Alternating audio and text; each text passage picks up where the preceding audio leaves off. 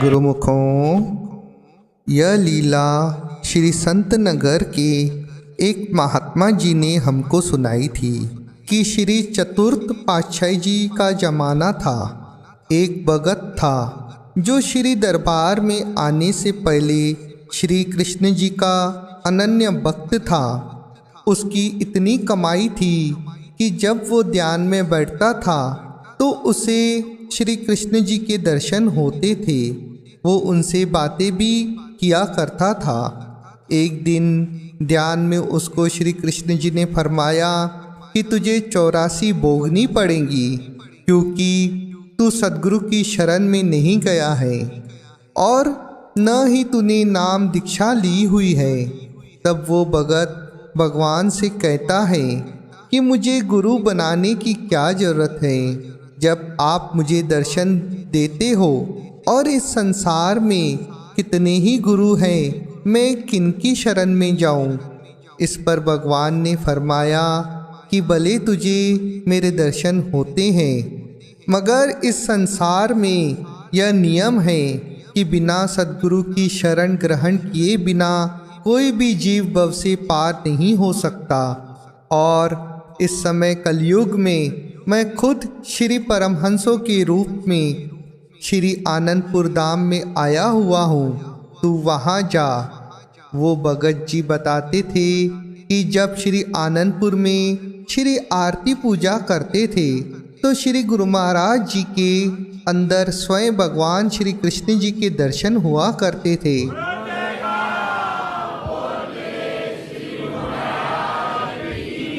और कई बार तो उनके साथ खड़े होकर श्री कृष्ण जी खुद भी श्री आरती पूजा किया करते थे। उस भगत को भगवान अपने दोनों ही रूप दिखाते थे कि जो सामने विराजमान है वो इस समय का हमारा सद्गुरु रूप है, और हम खुद भी वर्तमान रूप की श्री आरती पूजा इसलिए करते हैं कि सद्गुरु रूप में आए बिना हम और किसी भी रूप में आए, चाहे श्री राम रूप में हो या श्री कृष्ण रूप में, हम जीव के पिछले सारे कर्म नहीं काट सकते। इसलिए यह रूप हमारे लिए भी पूज्य है। ऐसे ही एक बार गोपा अष्टमी के दिन उन भगत जी की इच्छा गौ पूजा करने की हुई। इसके लिए उन्होंने भगवान का ध्यान लगाया कि वह गौ पूजा के लिए क्या क्या करें। तो उसने ध्यान में देखा कि भगवान ने सिर पर एक टोकरा उठाया हुआ है, उसमें कोई सेब जैसा एक फल रखा है। यह दिखाकर भगवान चले जाते हैं, फिर आते हैं तो इस बार उनके टोकरे में इतने अनंत फल होते हैं कि वो गिने नहीं जा सकते। वो भगत भगवान से इस रहस्य को समझने के लिए विनती करता है तो भगवान फरमाते हैं कि गौ पूजा का मैं एक फल देता हूँ और गुरु पूजा का अनंत फल देता हूँ, जिसको गिना नहीं जा सकता। तब उस भगत ने भगवान से क्षमा मांगी कि आज मैं श्री गुरु महाराज जी की श्री आरती पूजा किए बिना गौ पूजा करने की सोच रहा था। तो प्रेमियों, कितने धन्य भाग हैं हमारे कि हमें स्वयं कुल मालिक की चरण शरण प्राप्त है। अब हमारा भी फर्ज बन जाता है कि जैसे जैसे श्री आज्ञा होती है वैसे वैसे ही हम भक्ति करते जाएं और श्री प्रसन्नता पाएं। सतगुरु की महिमा नित्य नित्य गाऊं, सतगुरु मेरा आधार, सतगुरु ही मेरा प्राण प्यारा, सतगुरु मेरा करतार, सतगुरु ही मेरे हृदय प्रियतम, सतगुरु ही मेरा प्यार, सतगुरु ही है उस सोहने रब्दा, सोना सच्चा अवतार।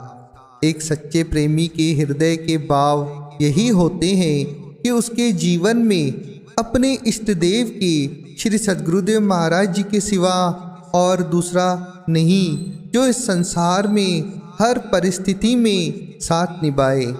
केवल वक़्त के महापुरुष ही जीव के सच्चे हितैषी होते हैं, जो अपने श्री चरण कमलों की पावन छत्रछाया में बिठाकर अपने प्रेमियों पर अपने प्रेमा भक्ति की वर्षा किया करते हैं।